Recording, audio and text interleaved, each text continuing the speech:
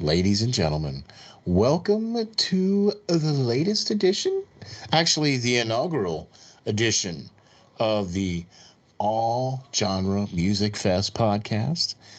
Folks, we've got quite an interesting set of folks here to talk to you, and we've got quite an interesting topic to talk about for you all here tonight. We got sitting in the great Pro Joe Boric. And then we also got the great Steve Perlow Wisdom Duncan is also riding shotgun along with Steel Flyers. How you doing, gentlemen? Doing well. Excited to talk about some music with you guys. Love flowing with the music, man. Flowing with the music.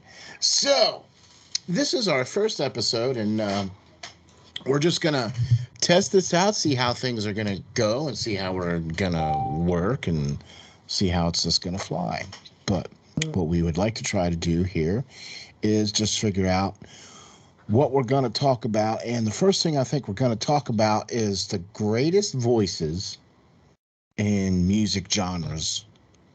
Yeah. I would say of all time. Yeah.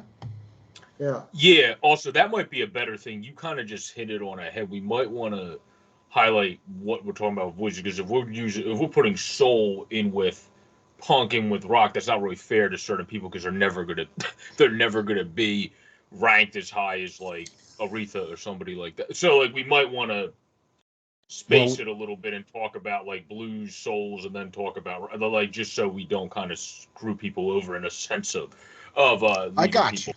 I understand. Yeah.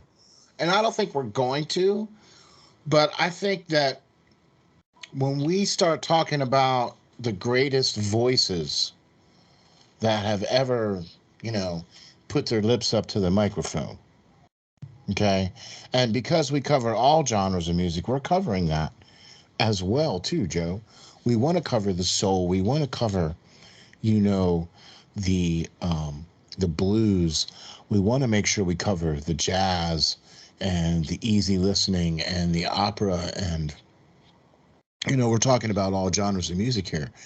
We don't just cover rock and roll. We go from, all the way from A to Z. Not just the bands, but also the music and the genres. That means from today's music to yesterday's music, all the way back. So, and we've got quite the panel of folks here to talk about all these genres of music here. We've all got quite eclectic tastes. And I'm going to pose it to you, Perlow. Give me your maybe, let's say, top three. Yeah. Okay. I pretty much just go off the top of my head. It could change while we're talking. But to bring up Joe's point, sometimes voices, it's not to do with technical sounds and the way they hit. Sometimes it's just a voice that is amazing for what they are. For the first one that came to my mind when you brought it up, and I just go from that. I think we always can look at Freddie Mercury, of course. I think he probably is the greatest of in rock and roll. But the first one that came to my mind that hits me personally is Chris Cornell. Cornell is. Okay. Yeah, that was the first one that came to me. Freddie Mercury would be the second, and I would say probably Serge Tankian. Wow. Okay. That's off the top of my head. Those are three that just come to the top of my head. When I talk to you, when you guys talk, I'm probably going to go, oh yeah. Well, that's what I just did though, because I loved Soundgarden, and for that matter, Audio Slave, and most things that Chris Cornell did while I was growing up, and probably started listening to everything Chris Cornell wrote at too young of an age. But that's not here nor there. The point is, he was very good at writing music. He was probably on top of being a good singer, as people just highlighted, he was probably one of the better songwriters also while he was graced the earth. So let's just go together. That's a good. my Pirlo. I wasn't even thinking of that one. Right. So let's just go straight voice. Okay. So can you give me a top three? Steve was going with. I was yeah. All right. Okay. Cornell. That's all. Yeah. All right. I wasn't even. You know what? That didn't even. But I definitely thought of Freddie. But okay, go ahead, Joe. Well, for me, one that I've always liked that I've just been resonating with for a while because my mom kind of raised me on the band. I will always resonate with Lennon's voice just because one of the bands I grew up listening to because my mom liked the Beatles. I grew up with there you go. And Paul, and so we can group those two into one because he sung on some songs as well. So those two I kind of had as the resonating of just being that very good voice that can really pull it all together. And then Steve did say one of my main ones, which was Freddie definitely comes to mind pretty early for me. But when it comes to just going to soul, more like soul style music, just to jump over there, someone that I've always kind of just liked to listen to more lately even as well has been one, Aretha Franklin I've always listened to just because everybody loves Aretha Franklin, but outside of the Everybody Is Gladys has always been somebody that is usually down in Atlantic City that I never get down there. Very much underrated too. Gladys Knight. Gladys Knight, yeah. So, which is somebody that I should probably pay for a ticket in Atlantic City to see at some point. But so I'll get on doing that. But she's somebody that's really good. So her, somebody that because of the way that they just story tell that I think is pretty underrated is also not in all of his music, but some of his softer music is Daughtry, who of course never won American Idol, and more of the country song rock style because he's like an elder singer. He's not the best vocalist, but the thing is sometimes like Pirlo was kind of getting at when you don't need to be the best vocalist if your lyrics hit so hard. Whereas sometimes like best vocalist and lyrics hit really hard. Where like for example, like one of those bands like Counting Crows don't always have I won't say they have the best vocalists, but their lyrics for some of their music just kind of hit with you and resonate with you. That sometimes that kind of James Taylor's kind of the same way when it comes to that. So like sometimes that's a big thing as well. Okay, so your three were Aretha Franklin, who else? Gladys, and then the one that I kind of just put in the rock genre. I don't think I even ever said who it actually was in the. Oh no, I did. I said Paul and John. So yeah, I did end up. Yeah, you did. Yeah. Okay, so all right. Wow. Okay. Well, all of those that you guys have all mentioned have been vastly and very much influential in all of the specific genres that you would find them in. I mean, Freddie Mercury was a once-in-a-lifetime talent, and like Joe, I grew up, listening to everything from Elvis Presley to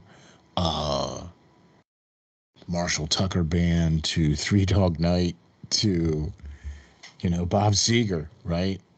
And so I would have to say one of the greatest hometown voices for me is just that, Bob Seeger. Okay. Yeah. I'd have to, because that comes from the youth, and then that comes all the way up to, the 2000s.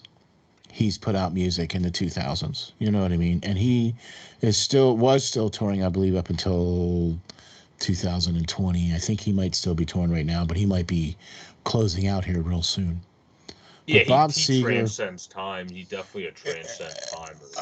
Right. Like most of the guys we all mentioned. But exactly. Guys and girls we all mentioned. But that voice of his has always just made me feel like home, and it just always kind of made me feel that way, right? So Bob Seger would be one for me. Well, that's more the reason what you just said why I picked Daughtry, just because his voice resonated, like the way his voice sounded to me, just felt like people that I've talked to growing up. So like it just kind of hit me like that, similar to what you said about Seeger. Yeah. I didn't pick him because I thought he is a plus vocalist by sing structure. No, I understand. No, I get it. Hit. Yeah. Right, I get it. But which I think Seeger has that aspect. He has the cool voice and degrees to his voice, but he also writes and has brilliant lyrics to his song as well. Exactly. So Bob Seger being number one, and then we talked about this at the beginning of the show, and I have to put Amy Lee from Evanescence. I just can't deny the talent, the skill, the way she is able to sing, with the way the music goes and the way the lyrics go, and just the melodies and the harmonics, and I've never heard anything like that before. So I'm going with that. And number 3, this is tough because, and I came up through listening to disco and, Three Dog Night, Bob Seger, and that kind of stuff. And one of the, you got to think of the original Ronnie Van Zant from Leonard Skinner, but then you almost have to go to Bon Scott, to AC/DC. Well, but there's a voice that doesn't hit all the notes, but hits everything you want a singer to hit.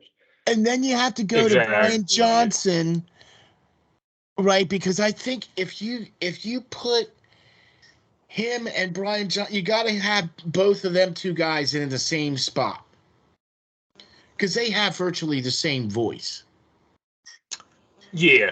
I also think somebody we did leave out of this, because if we're talking about how Pirlo just said, where it just hits you and you might not hit every single note, but the reason Dave Grohl said he joined Nirvana was because Kurt was able to sing and then also sing In Bloom perfectly.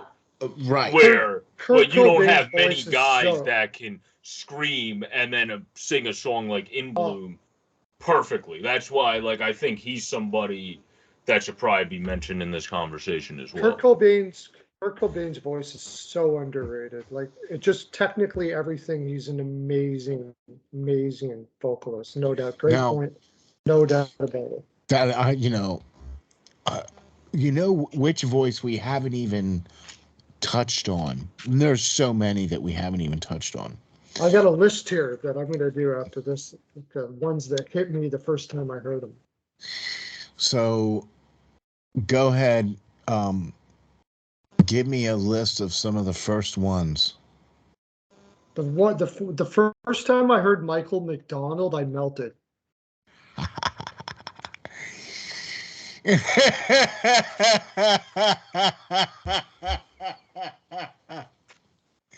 Yeah, I can see that. He was incredible. Yeah. Absolutely. I was just in awe. That voice. I was just in awe of his. It was incredible. He's got that same power as Barry White. Barry White, yeah, good, yeah, same power, but I guess everybody, like I said, with all the voices we're saying, everybody hits something different with everybody, right? It's always a personal thing. Yeah. Michael McDonald, I just absolutely melted. That's a great pick, though. I love that. Yeah, go for it. And of course, Ann Wilson.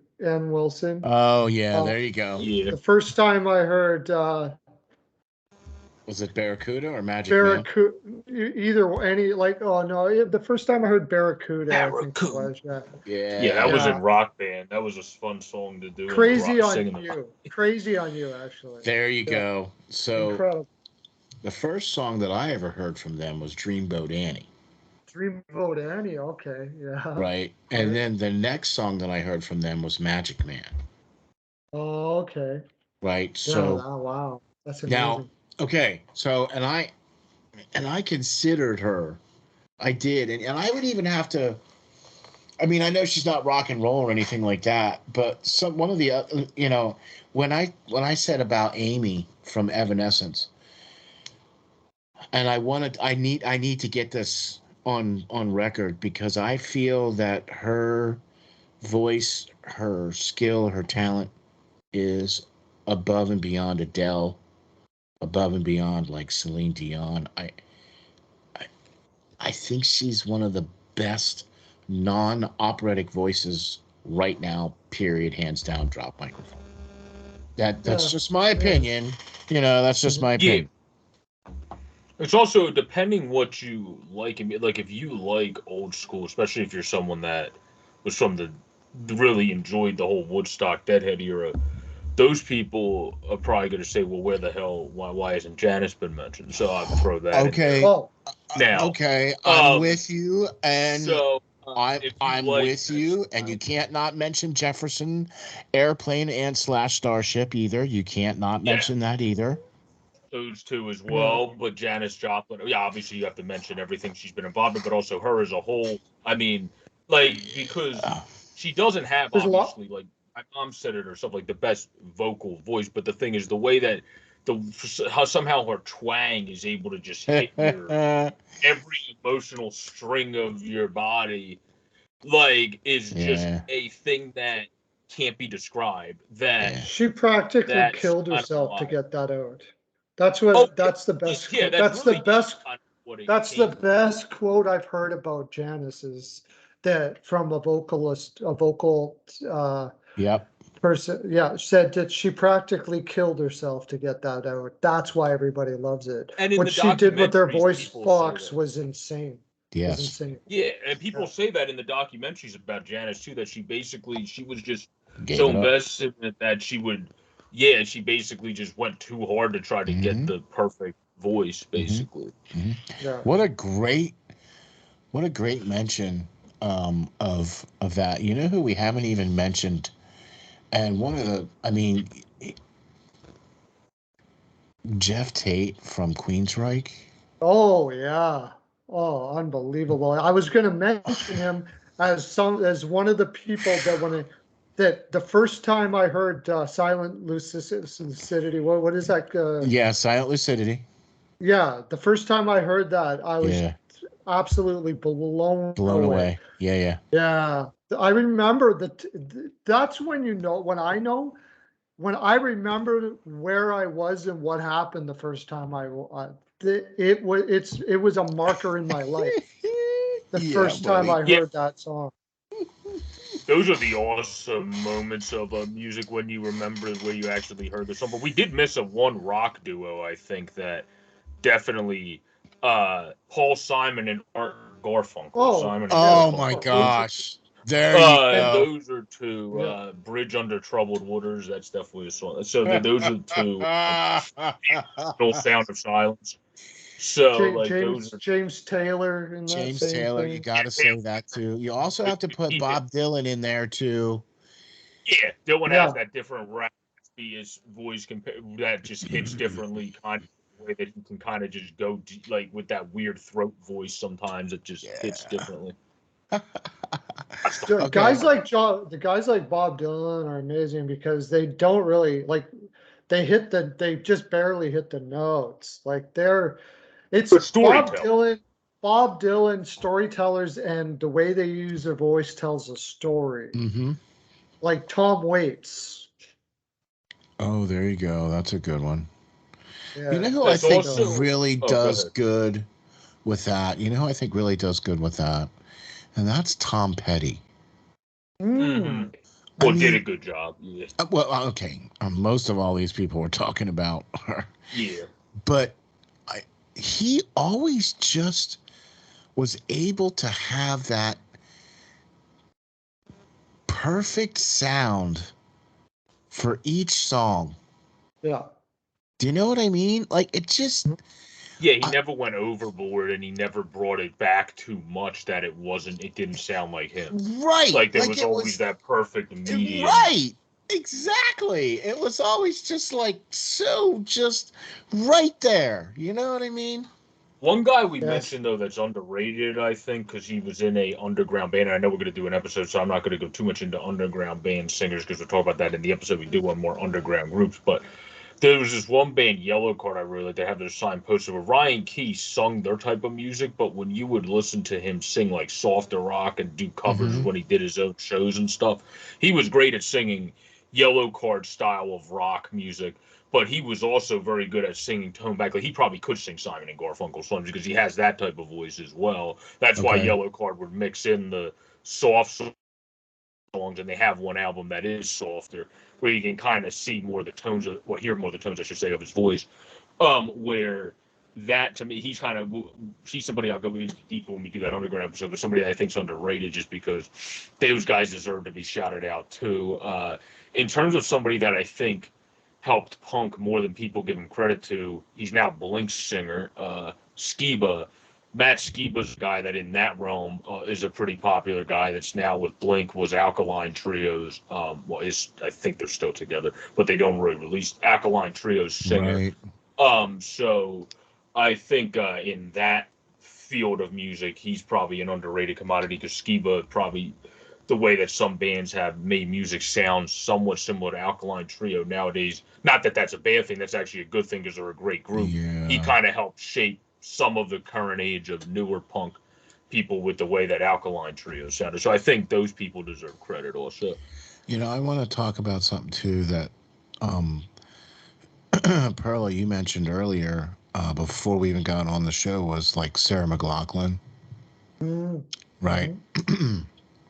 And another voice that I want to put into that, because I would have to put her, Sarah McLachlan, I would have to put her in, in the list of, really talented voices. But Tiffany Lacy does a lot of like vocal trance type music. And she's very much right there at that same level as Sarah McLachlan.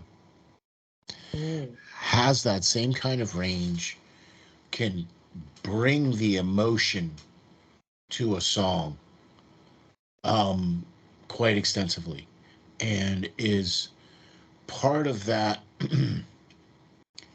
I mean, it actually goes back almost over 20 years now, where the trance genre and the vocal trance genre has really been around for, quite a while now. Now, are you talking about the artist known as Tiffany or a different Tiffany? No. Tiff Lacy. Her most people call her Tiff. Right, Tiff Lacy. It goes mostly by Tiff Lacy. Yeah. Yeah, I thought you were talking about Tiffany. That's why I was so confused for a second. No, we're not talking about. I think we're alone now.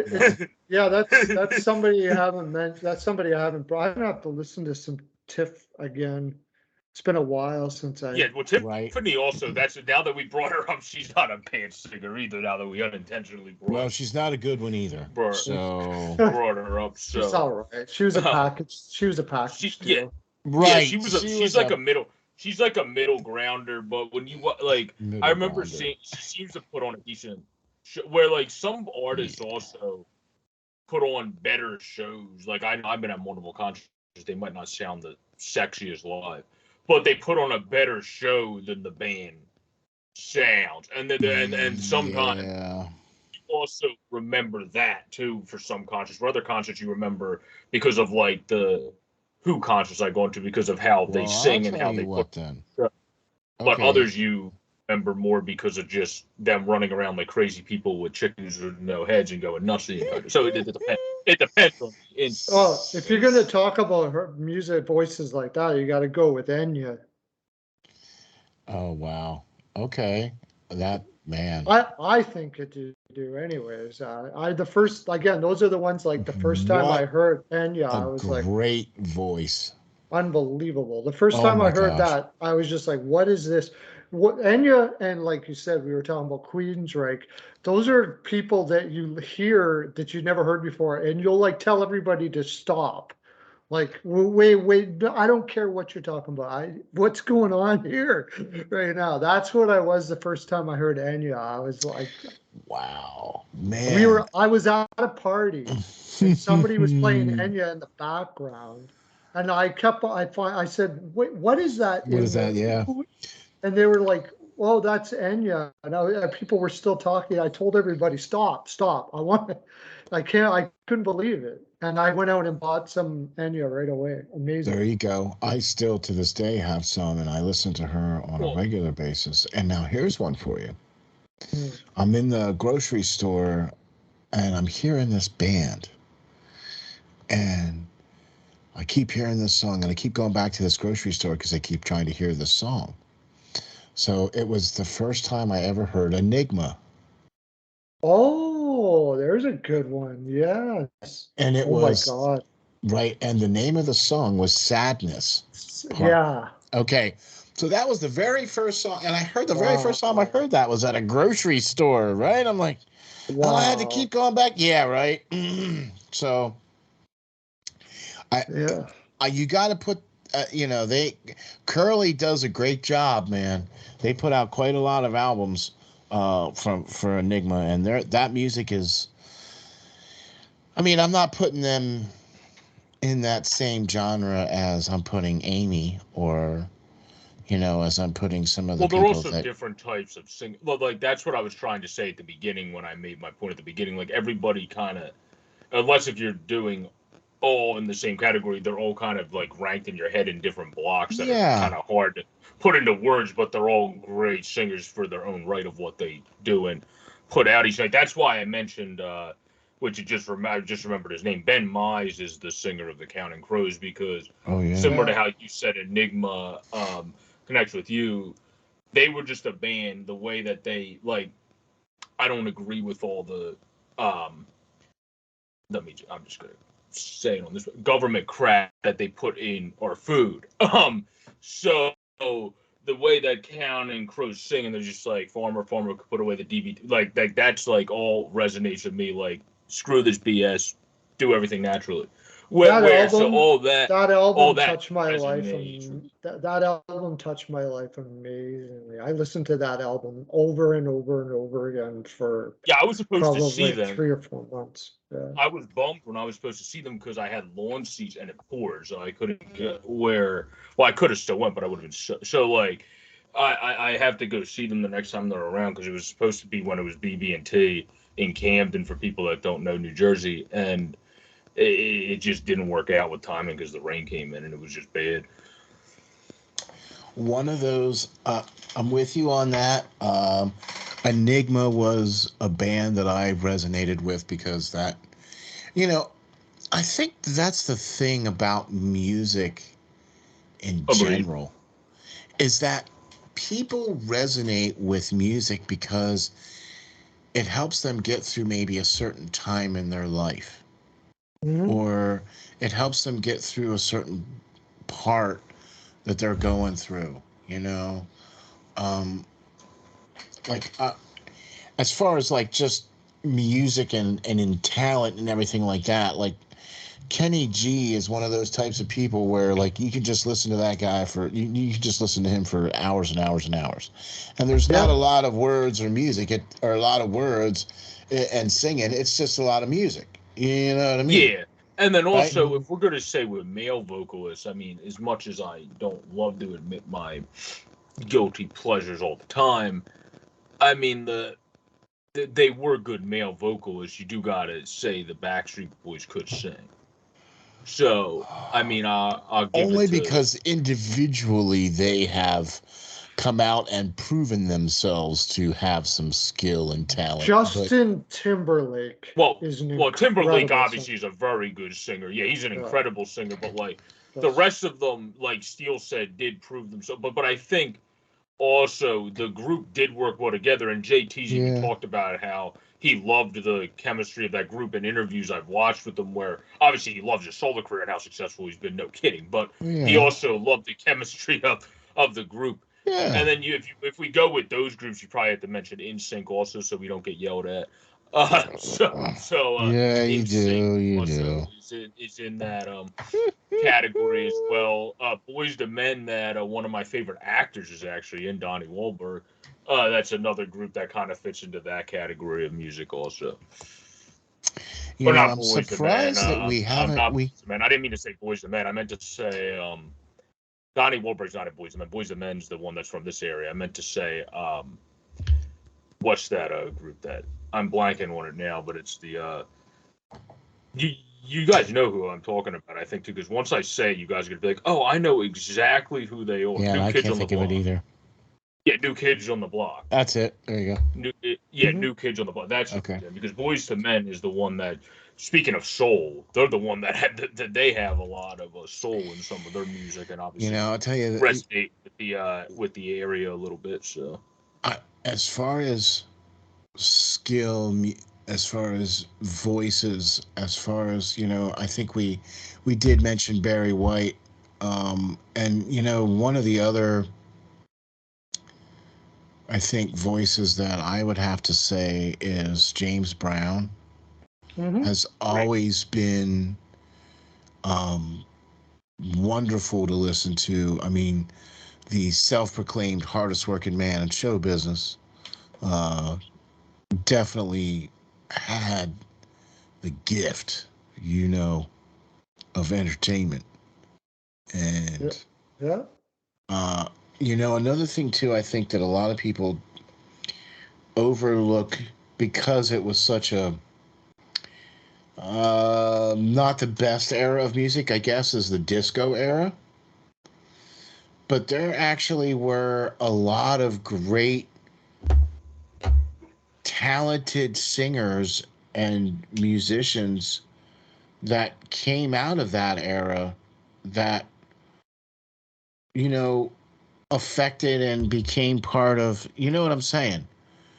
Oh, tons. Well, I mean, he came out of the era, but he's not necessarily disco. We haven't even mentioned Stevie yet. Yeah, Stevie Wonder. Okay, so you're getting there, man. See, we're getting there. Okay. But you gotta say Stevie Barry Wonder. You gotta say Barry White. You got to say Marvin Gaye. Marvin Gaye, yeah. Dude, the first time I ever heard Barry White and the first time I ever heard Marvin Gaye. Now, I'm not kidding you. Now, I had the same kind of reaction that you had when first time you heard Michael McDonald. You know, because that dude's voice, Michael McDonald's voice, he's just got that. Oh, yeah. You know, that smooth voice. I just have one because of the Michael McDonald smooth voice, because my friend showed me this guy a couple years ago, which I heard some of his music just naturally over the radio, who unfortunately passed away too young. But Jeff Buckley's voice kind of hits you. Oh, yeah. Are you kidding me? Gosh. Why did he have to pass away? Yeah, Buckley. Jeff Buckley's, like, there's songs I remember. I think it's in a Train song, which Monahan's not bad either, but he's not a Jeff Buckley. I think it's in a Train song that says, like, Buckley's Hallelujah goes right through you, or something like that. And that's entirely true. Like everybody has covered that song to the masses from the original song. And the one that probably cuts through you the most is one of the more guys that's probably underrated in music, and Jeff Buckley, because he died so young, people don't know enough about him. Where he was probably the one that cut through the most. And then in terms of just great singers that kind of hit you like that, we also never mentioned George Michael yet either. That it was obviously a pretty good singer also. You know who else we haven't mentioned either, and I'm quite surprised that we haven't. And it's actually two people that we haven't mentioned. One of them, I think we have to say Elvis. Yeah. Yeah, he's more of a showman than a fan. Yeah, he was a very good singer, but his singing combined with his showmanship was what made Elvis Elvis. Okay, but let me say this. And that's why I agree with you, though. That's why I'm not disagreeing. I'm just saying Elvis got his start in gospel singing. Mm-hmm.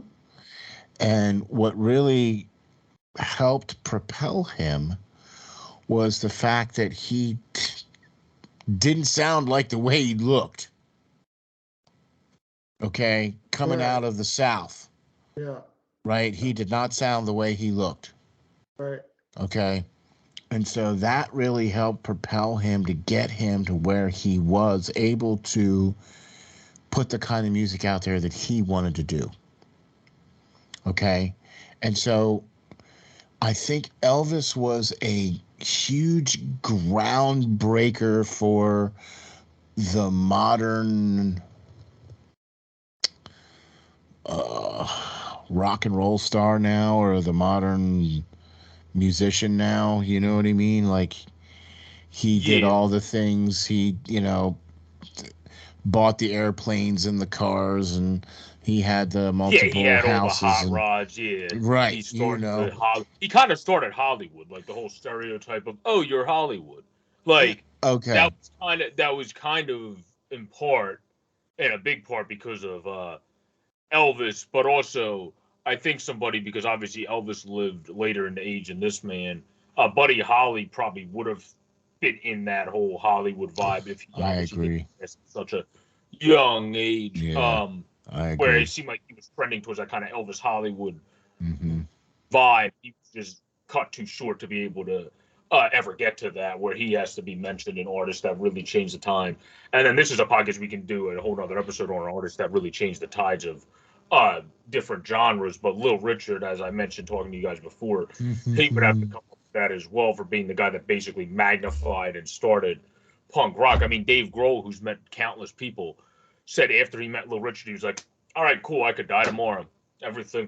Everything's been I've come, like, everything I wanted to do. Yeah, and this is before he had kids, when he met Richard, by the way. But like he was like, I don't even need to meet anybody else. Like, this is the holy grail. This is the guy I wanted to meet, because Dave Grohl grew up in punk rock scene with Nirvana, with then obviously the Foo Fighters he started, and some solo stuff he's done. So meeting Little Richard was like the precipice for guys like that. So what do you guys think here, man? We got three of us here talking about all kinds of great artists, great music, great voices, great talent. We'll have some other folks cycling in and such. We'll be talking about all kinds of great things. I mean, this is the All Genre Music Fest. So we talk about all the music, all the genres. I mean, you can tell we've covered everything on this one, right? The only thing we haven't touched on is country. What do you have? We haven't hit a couple country singers. We also missed like guys like Barry Manilow, Tony Bennett, Whitney Houston. We didn't even say Whitney. Those are jazz singers. We could go on forever with. No, that's singers. Okay. Yeah, Josh Stone. Oh my gosh. There's so many. I mean, we could probably fill. Oh yeah, this is just our introductory. Like, we're going to do many episodes where we're doing deeper dives into. But this is just so people know our introductories of who people that pop to mind. We have probably 565 different voices in our heads, if not 1,000. Oh my gosh! That we're thinking. But with the episode would be 17 hours long if we decided to fit them all. I mean, eventually we'll get to 17 hours, but let's do it 1 hour at a time, or maybe 40 minutes at a time. George Strait is probably somebody I think that a lot of people would have in country. He's not somebody I personally heavy listen to, but a lot of people in country connect to George Strait. For me. Okay, I get where you're going there, Carlo. Twitty's another one that some people. We might have to go back a little further. Johnny. Hank Williams. Of course. Hank Williams. Hank Williams. See, now there's a guy that never had the greatest voice, but he had the voice of country. Exactly. Not his son. Not the son. I'm talking about. No, I know. Yeah, you're talking about. No, you're talking about. Oh, you're talking about their original. Hank Williams, right? Yeah, he still wasn't like he didn't but he had the voice of country. He's one of the best songwriters ever, too. It's just amazing. Billy also was like rock, like Bob Dylan. He was the Bob Dylan. Southern rock. I would say that. I would say that. Yeah, he's a Bob Dylan. Yeah, I would say that. I would go there too. You know what I mean? And Dolly, if we're throwing, we probably want to put Dolly and what is I'm blanking on her Well, Loretta Lynn is Reba, another Reba one. You could put it there. McEntire. Reba, thank you. Yeah. Reba, that's what I was trying to think. Yeah, of. Dolly, you got to say Dolly. Yeah, you got to say Dolly. Yeah. Loretta Lynn, Carrie Underwood's a newer. Carrie Underwood, I was gonna say, yeah. Carrie Underwood's incredible. She's got a good voice too. I've listened to some of that too. She's all right. I mean, that's the other thing too. There's Football so fans much, Carrie. right? There's so much out there. Then there's so much different kinds of music that we could fill, multiple vaults full of shows just talking about one in particular. So I think we could also do genre where we both if we did our top, how you had us list top 3, and people give us different ideas too in the comments when you start subscribing. Yeah, please. Oh my gosh, and please. When I put it out on YouTube, Twitter, and Facebook, but I was thinking if we do genres how we just mentioned country. If we did country, you would have 3, I would have 3, Pierre would have 3, and then we would go deeper into just 3 for each of us. So it wouldn't be uber long. Where this one we just mentioned multitudes of singers that came to mind. Also, one that I've always liked that resonated with me as a storyteller in country music is Stapleton. Chris Stapleton is somebody I've always enjoyed. Stapleton is one of those. One of those guys that hit me the moment I heard him, for sure. No doubt about it. Brilliant. Definitely can appreciate the George Strait. Can definitely do that. We forgot Johnny Cash. Yeah, but I was gonna say Johnny Cash. You can't deny that. But see, I still like the Waylon Jennings, kind of the older for Hank sure, Williams. Yeah. I kind of like that more so, like the Roy Rogers type. What about George Jones? Oh, George Jones. Yeah, George Jones. There you go. Merle there you Haggard. go. I don't think anybody said Merle. Okay. Merle. See, now you're talking right to now. Now, to me, that's Willie, country. Willie. You got to say Willie. The big Nelson. You got. To me, that's country. I remember Willie. Go ahead. Garth Brooks. Garth is great. Yeah. All right. So, all right. I put country into 2 different types of genre.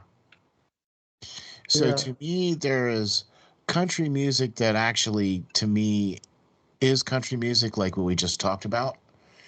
And then you have what is the new modern country music, which is kind of country rock.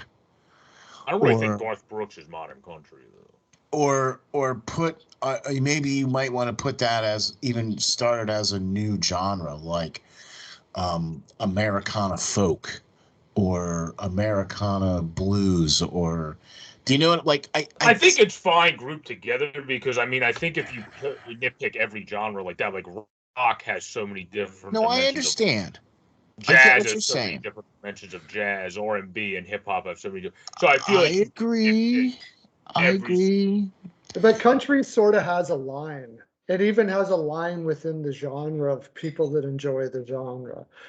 That's true. There's sort of like there's that old twang type with the steel guitar and folk twang stuff like that, and right. that came from bluegrass mostly, and right? folk, right? And yes, then they came from folk bluegrass kind of combined together, and then I guess it would have been popularized by what's his name there I just mentioned, Garth Brooks. I think he probably popularized it. I don't know enough about the genre to say who really hit it, but it started moving into the rock genre.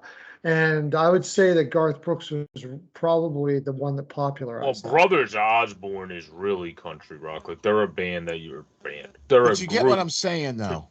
That you would consider more country rock. But no, I get what you're saying. I'm just perfectly fine with my opinion of keeping it in the same group, because when you start nitpicking like that, every genre has 85 dimensions. He's saying for him.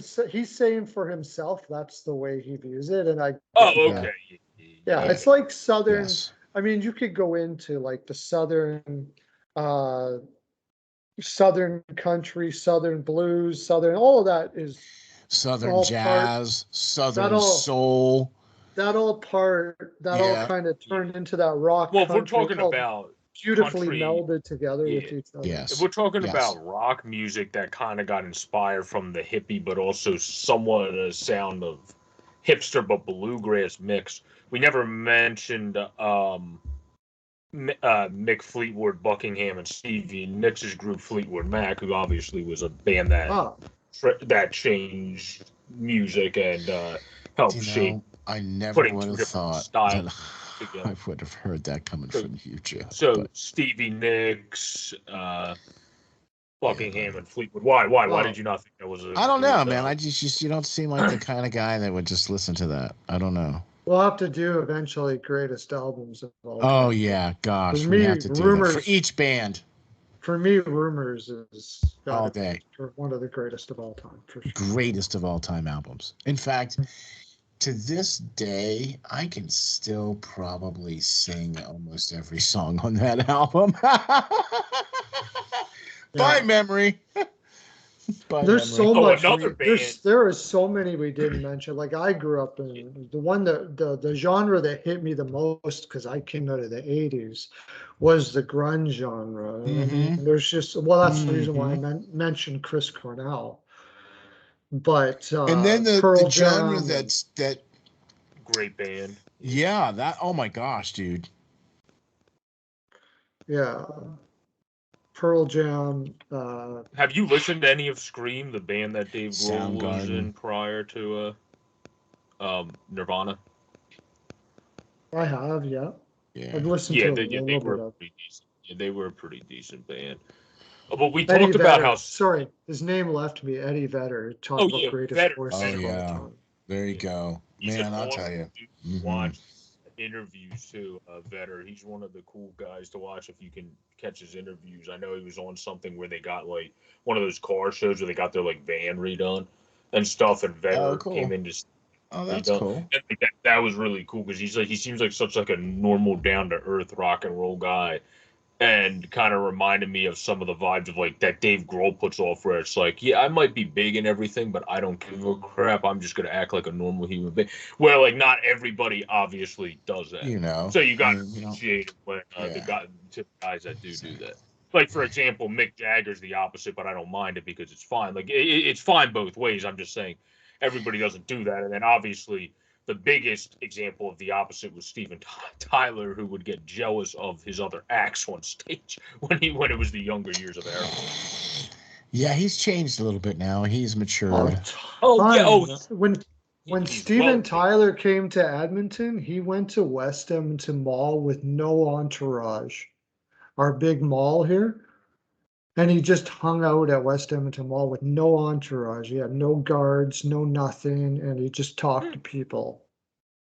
Yeah, totally different dude. Yeah, that was a long time ago, right? And I was going to mention, you can't talk about the greatest voices of all time without talking about Steven Tyler. I mean, yeah, you'd have to put him. He's up there because he's definitely with the rock. Like the way he can just make his voice go from singing at the normal Aerosmith turn to then just like something that is going to blow out most people's voice boxes. Yeah. Just like would do a lot with Queen where you're like, I don't know how he didn't blow out his voice. Like that would be the funniest line I've ever heard of Steven Tyler, though, was Howard Stern has like those Howard Stern birthday batches.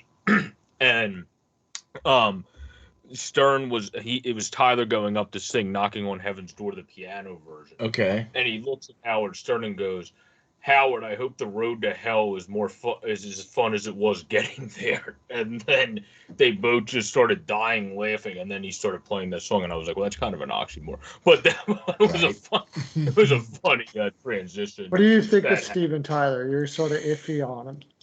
I really love the talent. I really love the range, but he's just so focused on just all his stuff kind of.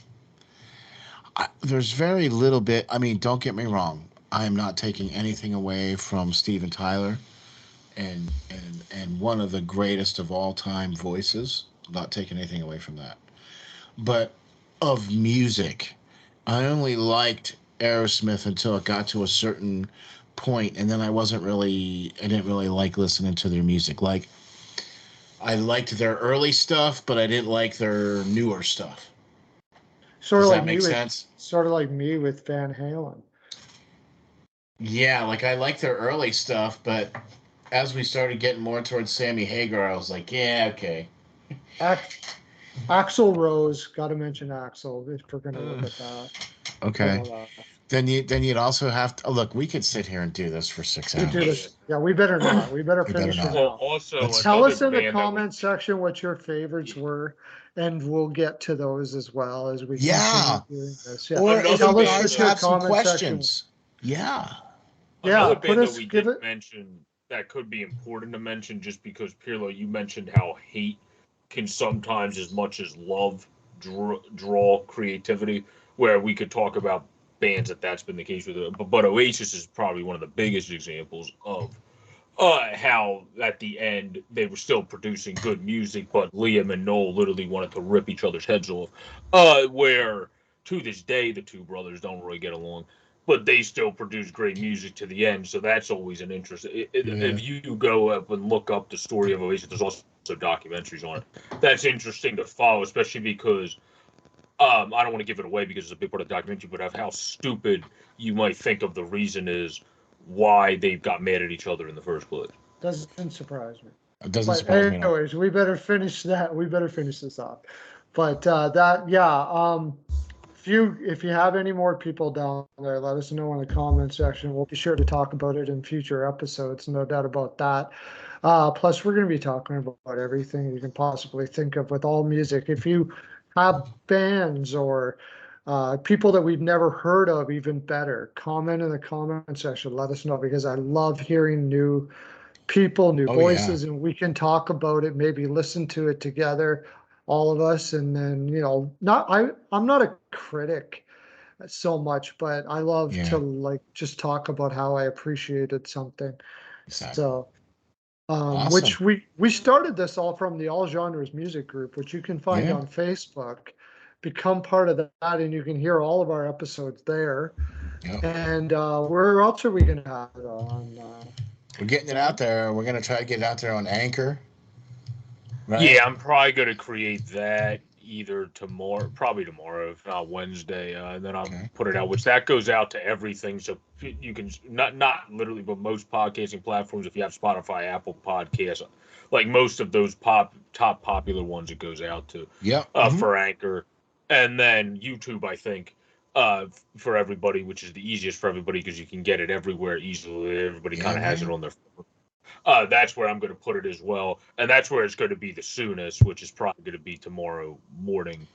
Throw it out on YouTube, where the other is not going to be until whenever I have the Anchor fully set up, which will be later tomorrow or Wednesday. Okay. Well, there you go, man. Look, please let us know what you guys think.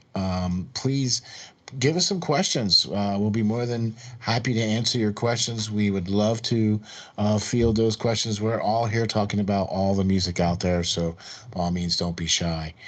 Thank you all very much for checking us out. Thank you for watching us. We'll catch you on the next episode on the All Genre Music Fest.